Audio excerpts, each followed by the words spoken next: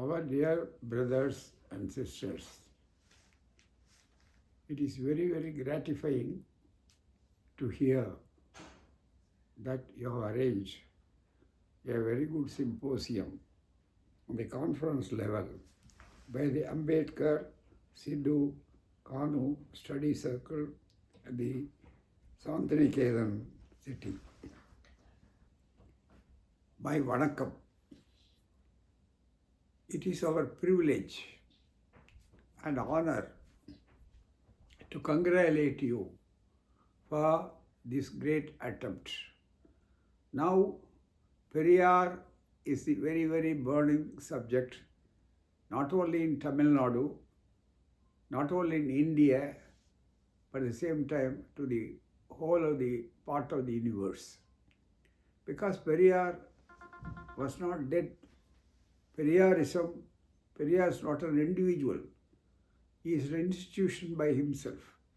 And one of the achievements, so many achievements in his prolific public life, which is more than half a century, 60 years. When he was fighting in Congress, he had a wonderful opportunity of participating in the Vaikom Satyagraha in 1924. The Vaikom struggle, the Satyagraha, was not a political one, even though he hails from the Congress party then. It was not against gods, it was not against religion, it was not against any particular individuals. But what for? That is the main question. The only answer is that it is the first human rights struggle. They stood for the human rights. A man, after all, is he should fight even to walk on the streets? That was the question. And by his leader, Mahatma Gandhi, when he has started, after the request from the jail already who started that Satyagraha in 1924, they were all arrested. The government then was the state government, Travancore kingdom. There was Raja, that is king. And it was more or less based on the Hindu religion and Shastras. That was say they want to perpetuate the old system, a status quo society. That is why they want to keep it everything. But according to them, there was one Mahadeva temple. And all around the temple, anybody could walk except Idavas, except the untouchables.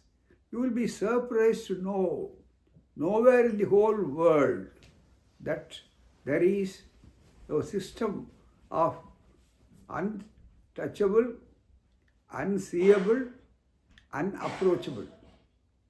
What anybody, even foreigners never understand this one. So the low caste people who are not allowed to walk on the streets which is around the temple. When a lawyer by name Madhavan, when he got graduated and admitted in the bar council and all these things, he was practicing law, court. The court was situated in one of the streets around the temple, Mahadeva temple. When he entered, when he wanted the street to argue his case, he was beaten up very badly by the upper caste people in Kerala. Why? How you have the guts to enter this one? He said, look here, the court is situated here and it is my right to practice and I want to do justice for my client. No, they never accepted. This is the sparking point to start the Vaikom Satyagraha. The Vaikom Satyagraha, all those people, the erstwhile Travancore state, under the regime of a Raja, king, they thought, no, it is against all rules. So those people like George Joseph and Neelakandan Kuru Nilakanta Nambudiri, and Kesava Menon, so on and so forth. They got arrested and put in the prison. They wrote a letter to Periyar, who was then the Tamil Nadu Congress Committee president. And he accepted. So please continue. Otherwise, if you don't come and fight for us, then the whole movement will be termed as a failure, which we should not do that. Immediately, Periyar started from Erode to Vaikom. Vaikom was a very near town in the Alapi and all these things in Kerala. So the Periyar went there and he fought there. Even though the Raja was very close, when he wanted to pass through to go to Delhi, he used to stay only at Periyar's palace, Periyar's house. They wanted to give an offer. When he heard that Periyar is coming, they sent a glowing reception for him. But Periyar said, no, look here, I won't be your state guest because I have come here to fight against your government. It is not fair and ethical to accept it. Then he went there, organized and got arrested. And was not only arrested, he was released after the 1 month sentence. Then he never returned back to Tamil Nadu.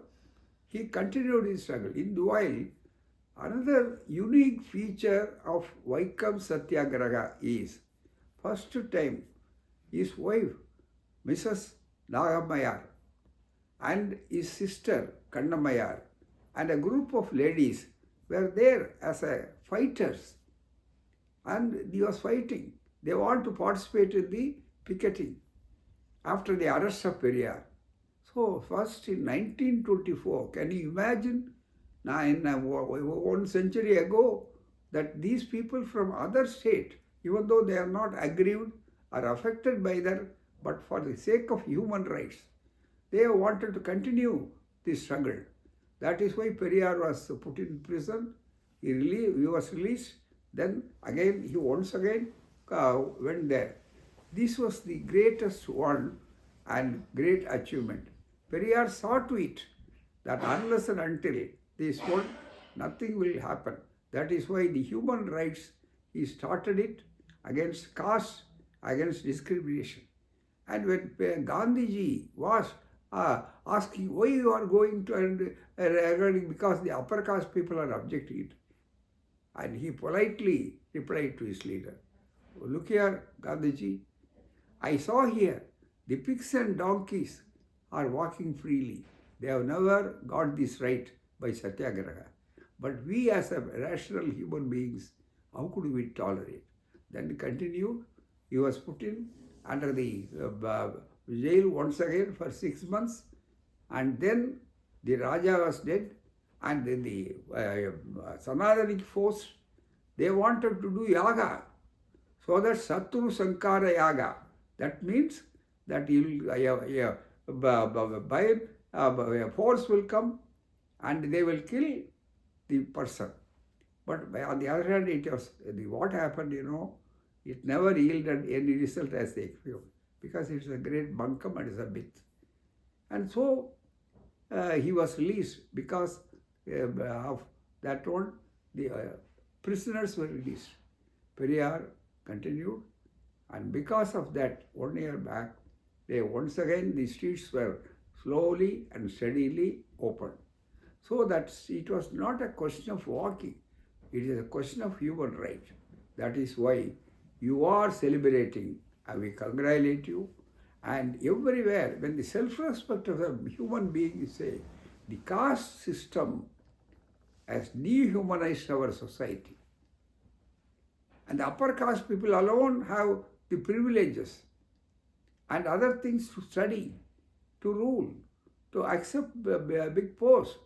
And that was once again, this started a struggle, and it's justified by that. So this movement, Periyar's movement, is nothing but the greatest human rights organization with a great humanist.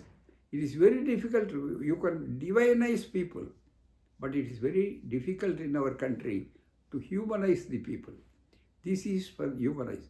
From dehumanization to rehumanization, this moment said for the centenary as already, and it is most fitting and proper. You have also arranged Jyotiba Phule and Savitribai Phule and Savitribai Phule and 1 minute.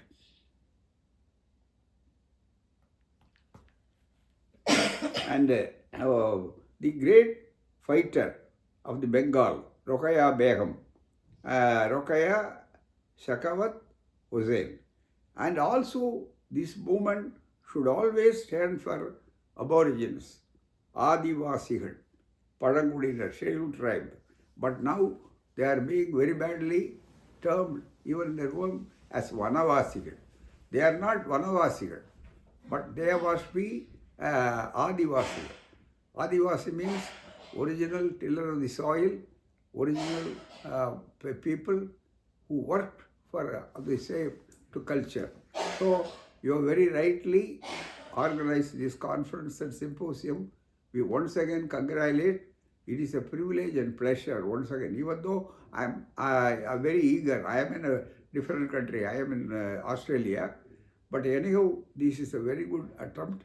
And our Banerjee, particularly I thank profusely our Supriya Banerjee, who wrote a beautiful book about Periyar's thoughts. And he was honored by her in our conference at Tiruchirappalli. So I wish him also to continue the mission. So once again, our hearty thanks for the efforts. In the land of Tagore, the Shantiniketan, this is most fitting and proper to arrange this kind of symposium. I wish the entire symposium and the conference a grand success. Thank you.